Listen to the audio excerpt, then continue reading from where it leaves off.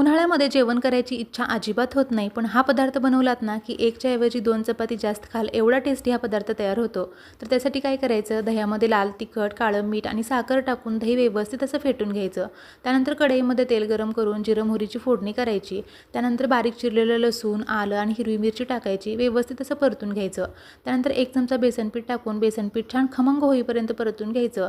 त्यानंतर बारीक चिरलेला टोमॅटोसुद्धा व्यवस्थित परतून घ्यायचा.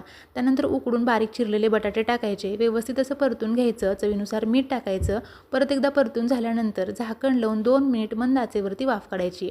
2 मिनिटांनंतर झाकण काढायचं, गॅस बंद करायचा आणि फेटून घेतलेलं सर्व दही टाकून व्यवस्थित एकदा मिक्स करून घ्यायचं. त्यानंतर अर्धी वाटी पाणी टाकायचं, परत एकदा मिक्स करायचं. मग गॅस ऑन करायचा.